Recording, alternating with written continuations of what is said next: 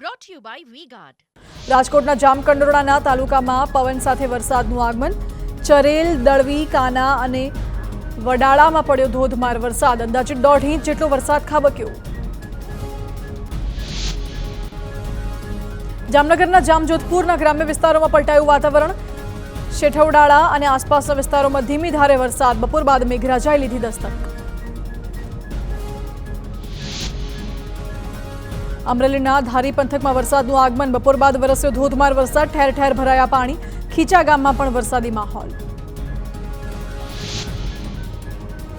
છોટાઉદેપુર જિલ્લાના વાતાવરણમાં અચાનક આવ્યો પલટો. કેટલાક વિસ્તારોમાં વરસાદી ઝાપટા પડતા સ્થાનિક લોકોને ગરમીથી રાહત. વરસાદ પડતા તલની ખેતી કરતા ખેડૂતો ચિંતિત.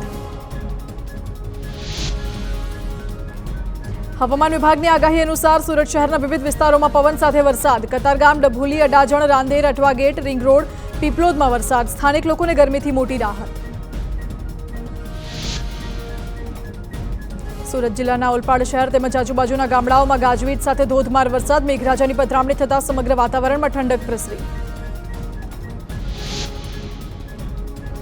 નર્મદામાં સરદાર સરોવર ડેમની સપાટી અને આવકમાં વધારો. ગુજરાતને તેના ભાગનું પાણી આપવા માટે ઉપરવાસના ડેમમાંથી પાવર હાઉસ શરૂ કરાયું.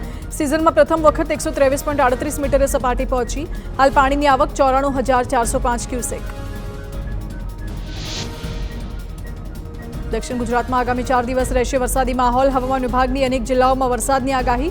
છોટાઉદેપુર, નર્મદા, ભરૂચમાં વરસાદની શક્યતા. તાપી, સુરત, નવસારી, ડાંગમાં પણ છવાશે મેઘરાજાની સવારી.